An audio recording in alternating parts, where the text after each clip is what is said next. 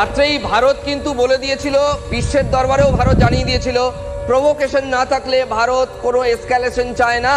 অর্থাৎ ভারত জঙ্গি ঘাঁটি ধ্বংস করেছে, তারপর ভারত যুদ্ধ চায় না, এটা চীনকে কালকে অজিত ডোভাল জানিয়ে দিয়েছিলেন। কিন্তু তারপরেও পাকিস্তান সেই সুযোগ গ্রহণ করলো না।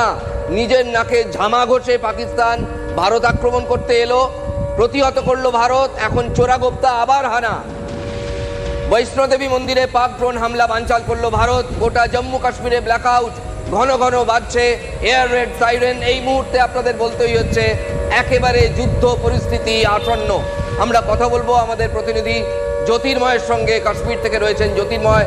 যদি গোটাটা বলা যায় এই মুহূর্তে গোটা দেশে কি চলছে?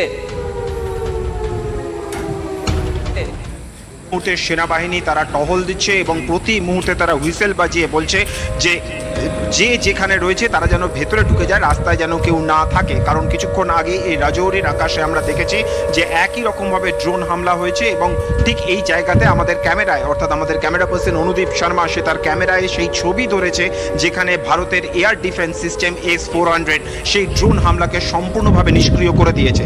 আর যে খবর আমাদের কাছে আসছে তা অত্যন্ত চাঞ্চল্যকর, যে কথা তুমি কিছুক্ষণ আগে জানালে, যে কাটরাতে একেবারে বৈষ্ণোদেবী মন্দিরে সেই জায়গাতে কাটরাতে সেই একই রকম কায়দাতে ড্রোন হামলার ঘটনা ঘটেছে।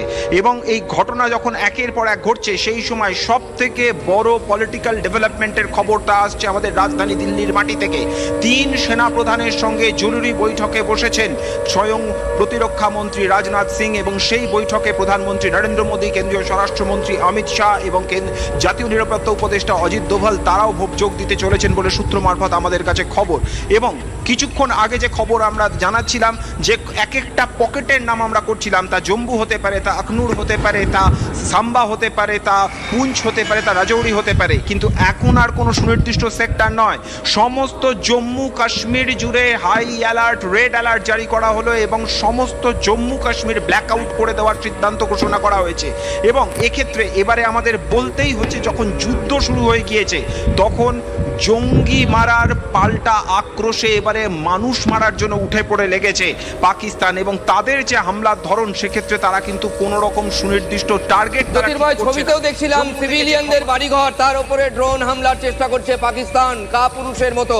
ভারত কিন্তু এখনো পর্যন্ত খাতির করেছে পাকিস্তানের আম জনতাকে, বা পাক সেনাঘাঁটি গুঁড়িয়ে দিয়ে এসছে, কিন্তু আম জনতাকে খাতির করেছে। আমরা জানি না ভারতের পর কতটা সংযম দেখাতে পারবে। তুমি যে মিটিংয়ের কথা বলছিলে, কতক্ষণের মধ্যে ভারত রিটালিয়েট করতে পারে? যদিও মিলিটারি অপারেশন আগে থেকে প্রেডিক্ট করা যায় না, সম্ভাবনা কি আছে?